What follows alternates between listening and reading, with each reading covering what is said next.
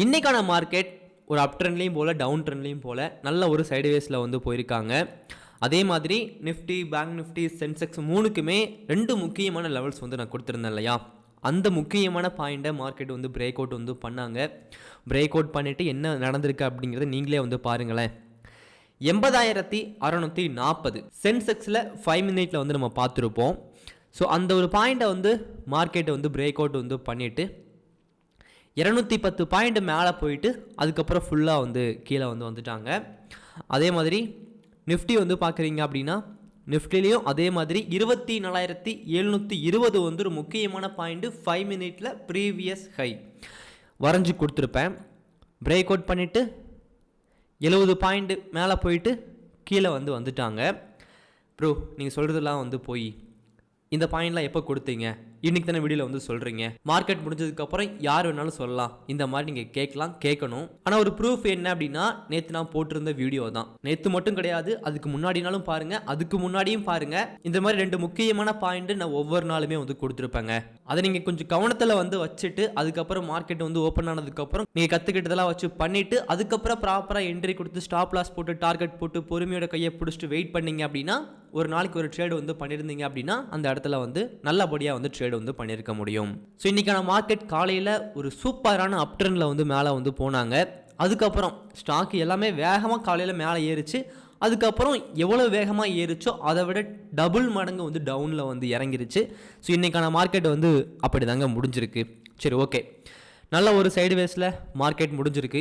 இப்போ நாளைக்கான மார்க்கெட் அப் ட்ரெண்டில் போவாங்களா, டவுன் ட்ரெண்டில் போவாங்களா, முக்கியமான பாயிண்ட்லாம் வந்து எது எல்லாத்தையும் பற்றியுமே வந்து பார்க்கலாங்க. அதே மாதிரி நீங்கள் இந்த ட்ரேடிங் வந்து கற்றுக்கணும்னு ஆசைப்பட்றீங்க அப்படின்னா நான் கோர்ஸ் எடுக்கிறது, கால்ஸ் கொடுக்கறது அந்த மாதிரி எதுவுமே பண்ணுறது கிடையாதுங்க. நான் ஒரு 5 புத்தகம் எழுதியிருக்கேன். அதில் 3 புத்தகம் வந்து பங்குச்சந்தையை பற்றி கற்றுக்கிறதுக்காக சும்மா வந்து வார்த்தைகளால் கற்றுக் கொடுக்காம ப்ராக்டிக்கலான ஸ்ட்ராட்டஜி, நான் கற்றுக்கிட்ட ஸ்ட்ராட்டஜியை புக்கில் வந்து சொல்லி கொடுத்து பாகம் 1 வந்து பிகினர்ஸ்க்காக வந்து கொடுத்துருக்கேன்.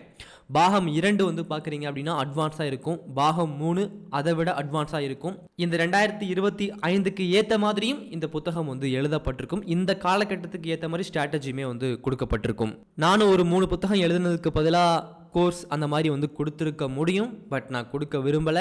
கோர்ஸ் மூலிமா சொல்லித்தரதை விட ஒரு புத்தகம் மூலிமா சொல்லி கொடுக்குறோம் அப்படின்னா எனக்கும் பிடிச்சிருந்துச்சு, படிக்கிறவங்களுக்கு ரொம்ப ரொம்ப பிடிச்சிருந்துச்சு. ஸோ அதனால தான் நான் பண்ணுறேன். டைம் இருந்தால் வாங்கி படிங்க, ஓகேங்க. ஸோ நிஃப்டி இன்னைக்கு நல்லா ஒரு அப் ட்ரெண்டில் போயிட்டு டவுன் ட்ரெண்டில் போயிட்டு அதுக்கப்புறம் சைடுவேஸில் வந்து போயிட்டாங்க இல்லையா?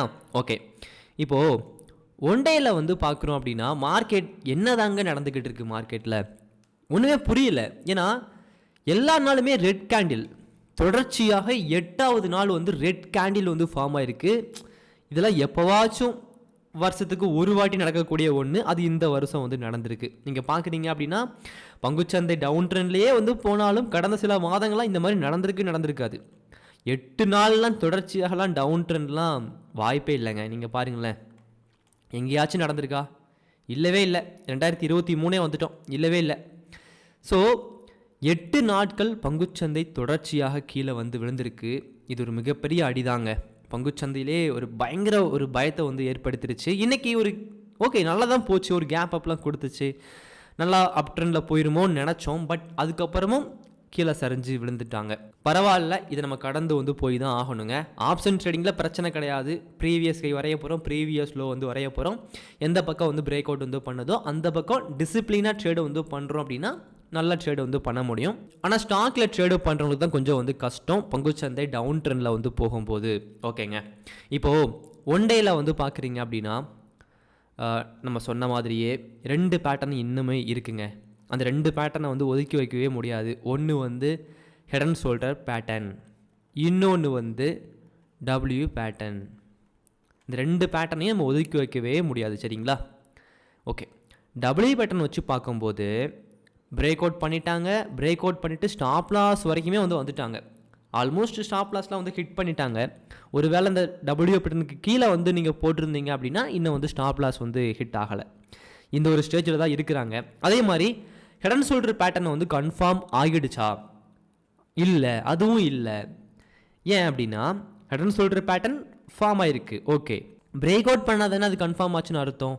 இன்னும் பிரேக் அவுட்டே வந்து பண்ணலையே, டபிள்யூ பேட்டர்ன் மட்டும்தானே பிரேக் அவுட் நடந்திருக்குது. அப்போது 24,360 பங்குச்சந்தை பிரேக் அவுட் பண்ணாத வரைக்கும் இந்த டபிள்யூ பேட்டர்னை தான் மார்க்கெட்டை வந்து ஃபாலோ பண்ணும். இதை தான் நம்ம எடுத்துக்க முடியும். அதுக்கேற்ற மாதிரி தான் ஸ்டாப் லாஸ் போட்டிருக்க முடியும். ஓகே, ஸோ இப்போதைக்கு 8 நாள் பங்குச்சந்தை கீழே வந்துருச்சு. ஸோ ஒரு சின்ன ஒரு ரெக்கவரியை எல்லாருமே வந்து எதிர்பார்க்குறாங்க. இந்த இடத்துல முக்கியமாக இந்த இடத்துல வந்து ஒரு சின்ன ரெக்கவரியை வந்து எதிர்பார்க்குறாங்க.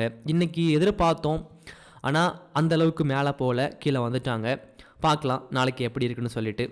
ஓகேங்க, இப்போது 1 ஹவரில் முக்கியமான ஒரு ப்ரீவியஸ் லோ அப்படின்னா இது அந்த ஒரு இடத்துல தான் மார்க்கெட் வந்து கீழே போக முடியாமல் இருந்துகிட்டு இருந்தாங்க.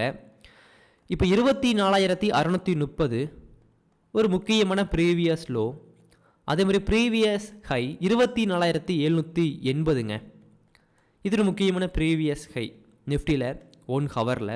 உங்களுக்கு டைம் ஃப்ரேம் பற்றி நல்லா தெரியும் இல்லையா? நம்ம 1 ஹவர் வந்து வீக்லி எக்ஸ்பைரியில் ஸ்விங் ட்ரேடிங் பண்ணுறதுக்கு யூஸ் பண்ணலாம். ஒரு 4 நாள் 5 நாள் ஹோல்டிங் பண்ணி விற்கிறதுக்கு யூஸ் பண்ணலாம். 1 டே வந்து 1 மாதம் 2 மாதம் ஹோல்டிங் பண்ணி விற்கிறதுக்கு, அந்த பிரேக் அவுட்டில் வந்து என்ட்ரி கொடுக்குறதுக்கு யூஸ் பண்ணலாம். ஆனால் இன்ட்ராடே ட்ரேடிங்கை பொறுத்த வரைக்கும் நீங்கள் 5 மினிட் மட்டும்தான் யூஸ் பண்ணணும். அதை தாண்டி வேறு எதையும் யூஸ் பண்ணக்கூடாது.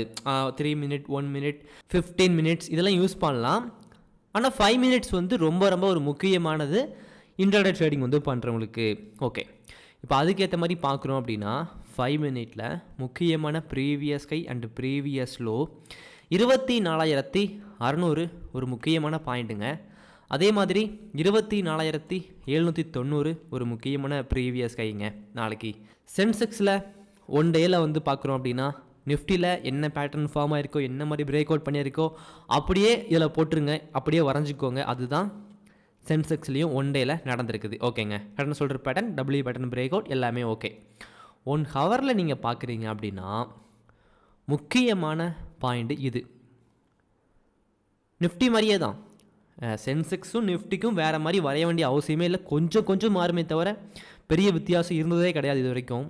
ஸோ அதனால் வந்து ப்ரீவியஸ் லோ வந்து பார்க்குறீங்க அப்படின்னா 1 ஹவரில் இந்த ஒரு 80,310ங்க சென்செக்ஸில் 1 ஹவரில் முக்கியமான பாயிண்ட்டு. அதே மாதிரி முக்கியமான ப்ரீவியஸ் கை 80,840ங்க. அதே மாதிரி 5 மினிட்டில் வந்து பார்க்குறீங்க அப்படின்னா 5 மினிட்டில் கொஞ்சம் இந்த இடத்துல மாறும், அவ்வளோதான், பெரிய வித்தியாசம் எதுவும் இருக்காது. 80,880 ஒரு முக்கியமான ப்ரீவியஸ் கை. அதே மாதிரி ப்ரீவியஸ் லோ 80,250ங்க. அதே மாதிரி இன்ட்ராடே ட்ரேடிங்கை பொறுத்த வரைக்கும் எத்தனை ட்ரேடு ப்ரோ பண்ணுறது அப்படின்னா ஆப்ஷன் செல்லிங்கை பொறுத்த வரைக்கும் 2 ட்ரேடு வந்து பண்ணுங்கள், அது நல்லது. 2 ட்ரேடுனாலே ஒரு ட்ரேடு தான். என்ன ப்ரோ சொல்கிறீங்க அப்படின்னா சிஇ அண்ட் பி ரெண்டுமே என்ட்ரி கொடுப்பாங்க. அந்த 2 என்ட்ரி கொடுத்தாலும் அது ஒரே என்ட்ரி தான், ஒரே ஸ்ட்ராட்டஜி தான். அதுக்கு பேர் தான் வந்து ஆப்ஷன் செல்லிங் ஸ்ட்ராடல் அப்படிங்கிறது.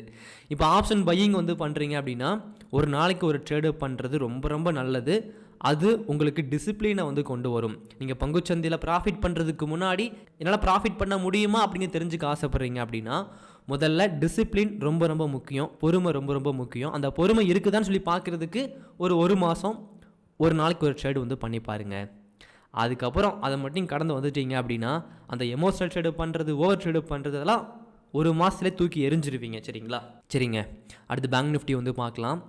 பேங்க் நிஃப்டியில் 1 டேயில் நிஃப்டி சென்செக்ஸ் மாதிரி இல்லை தான், டபிள்யூ பேட்டர்ன் வந்து ஃபார்ம் ஆகலை தான். ஆனாலும் இந்த இடத்துல வந்து பெரிய இடம் சொல்கிற பேட்டர்ன் வந்து ஃபார்ம் ஆயிருக்குங்க. இந்த மாதிரி தான் ஆக்சுவலாக வந்து இருக்கிறாங்க பார்க்கும்போது, இல்லையா? ஓகே, ப்ரீவியஸ் லோ 1 டேயில் தெரிஞ்சிருக்கும் உங்களுக்கு. அதே மாதிரி ப்ரீவியஸ் கையுமே தெரிஞ்சிருக்கும். 1 ஹவரில் நம்ம பார்க்குறோம் அப்படின்னா 1 ஹவரில் ப்ரீவியஸ் லோ 54,230ங்க. அதே மாதிரி ப்ரீவியஸ் ஹை வந்து பார்க்குறீங்க அப்படின்னா 54,660ங்க. அப்படியே 5 மினிட்டில் வந்து பார்க்குறீங்க அப்படின்னா 5 மினிட்டில் கொஞ்சம் இந்த இடத்துல மாறும், அவ்வளோதான். ஓகே, இந்த இடத்துல வந்து 54,730 ஒரு முக்கியமான ப்ரீவியஸ் ஹையாக இருக்குது. அதே மாதிரி ப்ரீவியஸ் லோ வந்து பார்க்குறீங்க அப்படின்னா முக்கியமான ப்ரீவியஸ் லோ 54,230 வந்து இருக்குது. பங்குச்சந்தையை பற்றி முழுமையாக வந்து கற்றுக்கிட்டு அதுக்கப்புறம் வந்து ட்ரேடு வந்து பண்ணுங்கள். லைவ் மார்க்கெட்டில் ஓனாக வந்து அனலைஸ் பண்ணிவிட்டு ட்ரேடு வந்து பண்ணுங்கள். யார் பேச்சு கேட்டும் தவறாக என்ட்ரி கொடுக்காதீங்க. நம்ம வந்து பணத்தை வச்சு தான் பிஸ்னஸ் வந்து பண்ணுறோம், சும்மா வந்து பண்ணலை. நம்ம திறமையை காட்டுறதுக்கு இங்கே வரல, கோவப்படுறதுக்கு இங்கே வரல. அதனால் ப்ராப்பராக ட்ரேடு வந்து பண்ணுங்கள். இதெல்லாம் யாரும் சொல்ல மாட்டாங்க. ஆனால் நான் 5 வருஷமாக ட்ரேடு வந்து பண்ணிக்கிட்டு இருக்கேன், தப்புலாம் வந்து பண்ணியிருக்கேன். பங்குச்சந்தையில் வந்து ஸ்ட்ராட்டஜி மட்டும் வச்சு என்ன பண்ண போகிறோங்க? இதெல்லாம் எல்லாமே தேவை இல்லையா? நீங்கள் கொஞ்சம் யோசிச்சு பார்த்துக்கோங்க, ப்ராப்பராக ட்ரேடு பண்ணுங்கள். டிசிப்ளினாக ட்ரேடு பண்ணுங்கள், பொறுமையை மட்டும் விட்டுறாதீங்க. நெக்ஸ்ட் வீடியோவில் பார்க்கலாம். தேங்க்யூ.